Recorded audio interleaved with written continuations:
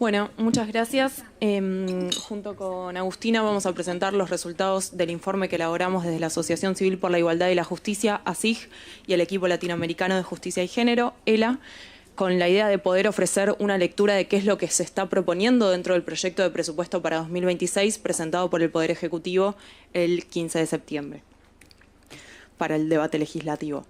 Para eso armamos una estructura de presentación en 3 sintéticos bloques. En primer lugar, yo lo que voy a hacer es mostrarles lo que hicimos en tanto análisis de cómo viene el presupuesto de las principales partidas para principalmente la atención y prevención de la violencia de género por un lado y por otro lado las partidas vinculadas a salud sexual y reproductiva. Luego va a continuar Agustina comentando sobre la importancia de que el Estado invierta en estas partidas en particular.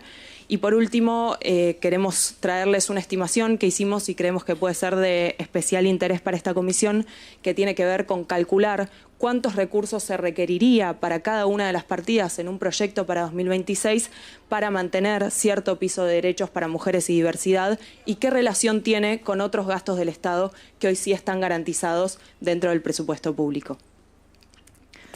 Respecto al primer bloque, voy a presentar el análisis de 3 partidas que identificamos como claves para la erradicación de la violencia de género en Argentina, que son el programa Acompañar, la línea 144 y el programa de protección de víctimas de violencia.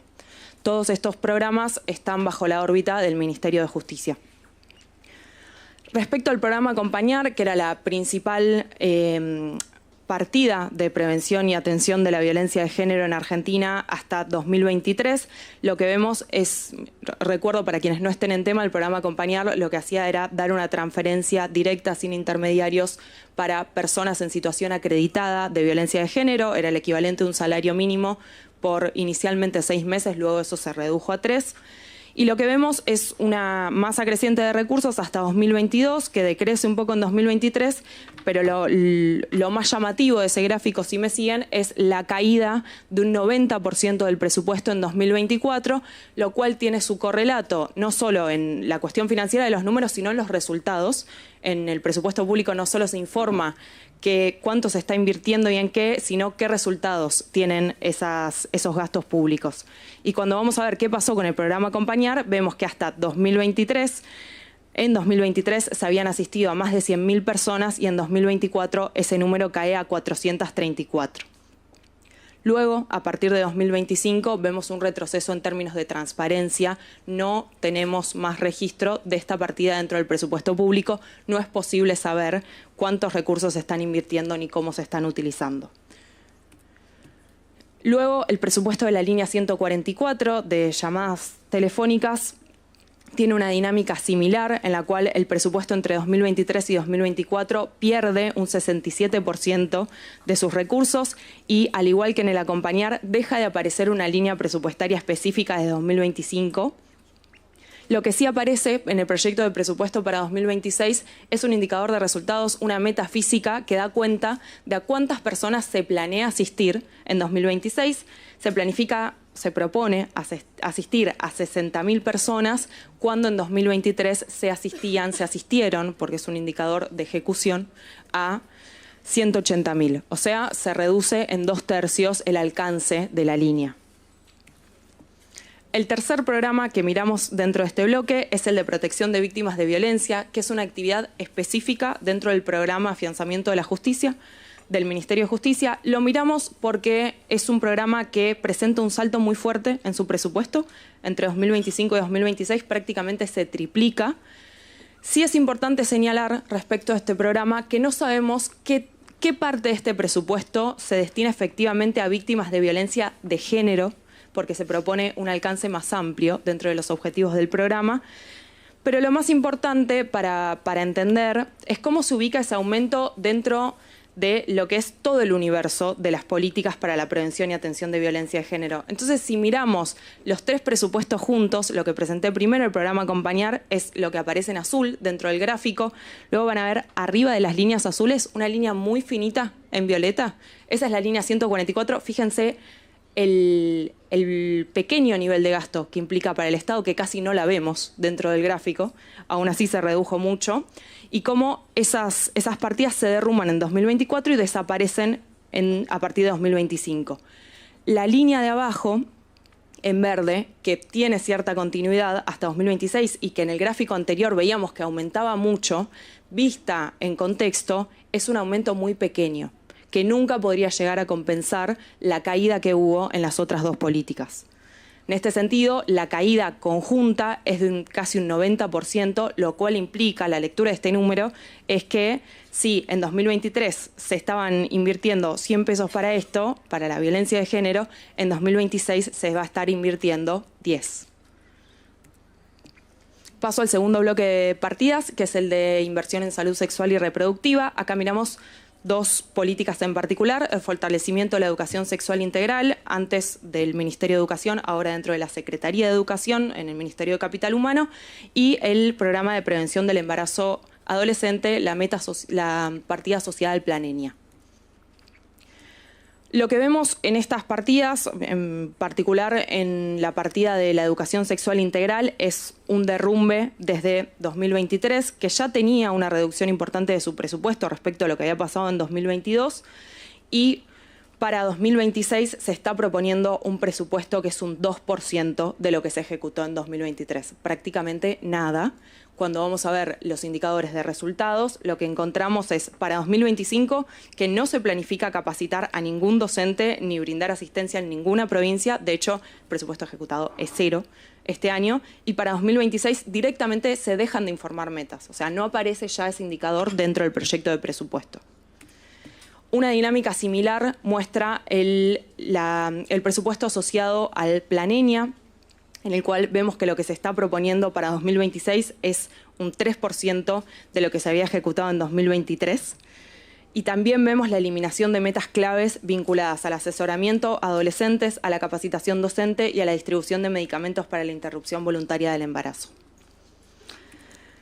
Antes de dejarle la palabra a Agustina, quería hacer una mención específica sobre la dificultad que tuvo para nosotros este año hacer la reconstrucción de este presupuesto en relación también a lo que comentaba Flora antes que yo.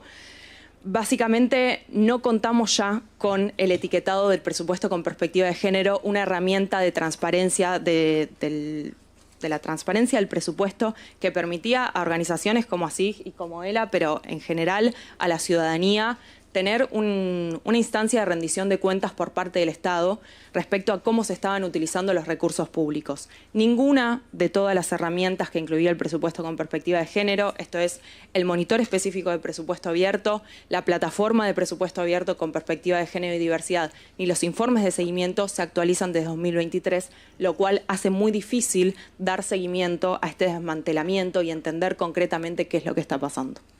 Le dejo la palabra a Agustina. Ahí me quedo un poco lejos. Ahí estamos, ¿no? Sí. Bueno, muchas gracias, señora presidenta, diputados y diputados. Mi nombre es Agustina Rossi, estoy acá representando a ELA, Equipo Latinoamericano de Justicia de Género, para acercarles, junto a mi compañera ASIG, el monitoreo y análisis presupuestario que ya venimos haciendo desde hace un par de años, que una vez más nos muestra la caída, el desmantelamiento que se ha iniciado desde hace 2 años. Como adelantaba Malena, la idea es que yo les pueda contar un poco por qué es importante que el Estado Nacional invierta en políticas de atención y prevención a las violencias. Y como ya se dijo muchas veces en el día de hoy, cada recorte, ¿sí?, es una historia de vida, ¿no? Es una mujer, una persona LGBTQ+, que no está recibiendo la ayuda que necesita en tiempo y forma. En Argentina, en el 2014, tenemos entre 225 y 255 femicidios por año.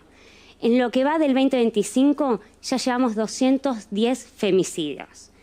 En octubre, también como se mencionó muchas veces, tuvimos una ola de femicidios realmente muy crueles, con el triple femicidio en la provincia de Buenos Aires, el doble femicidio en Córdoba, y también otros casos, como por ejemplo el de Lourdes, ¿no?, que gracias a Dios, pudo se la pudo ayudar y poner a salvo, pero son esas situaciones donde nosotros nos preguntamos dónde está el Estado, ¿no?, para intervenir a tiempo y prevenir que esa violencia escale y termine justamente en un femicidio más.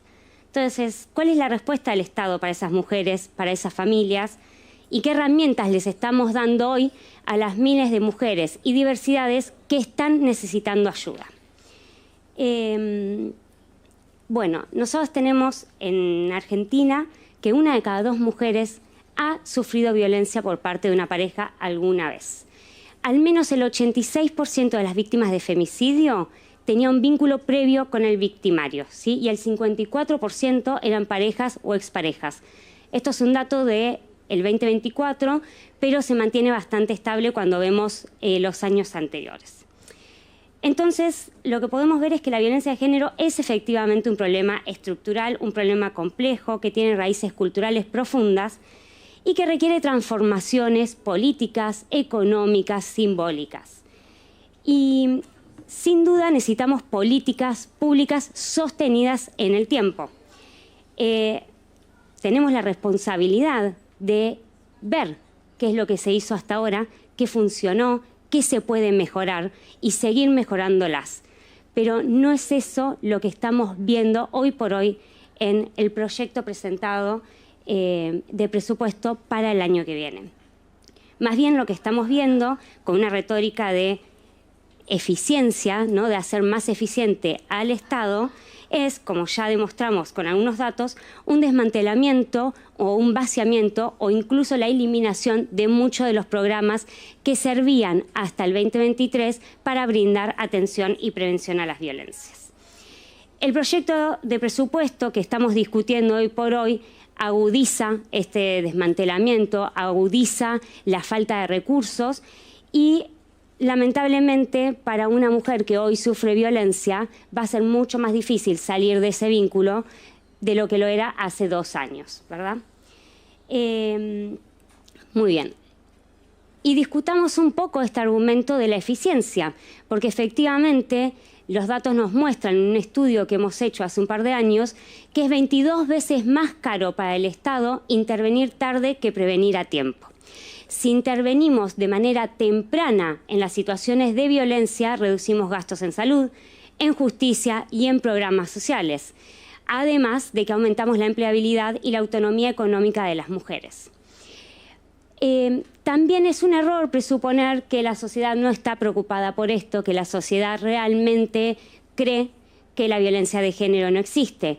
En una encuesta de opinión que hicimos, pudimos ver que el 79% de las y los encuestados cree que el Estado tiene que intervenir en políticas de protección ante las violencias de género. Y el 85% de las y los encuestados considera que aún queda mucho por hacer para asegurar la igualdad de género.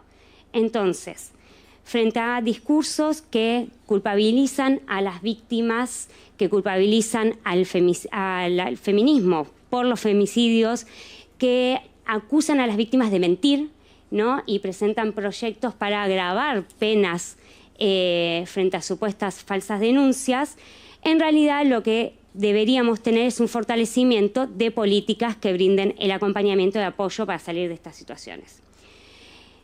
El Estado Nacional debe establecer una guía, un piso, desde el cual intervenir en materia de políticas para la atención de las violencias. Los estados provinciales, por supuesto que tienen responsabilidades y también deben garantizar que haya programas en cada uno de sus territorios. Pero hoy por hoy sabemos que hay muchas desigualdades en el país.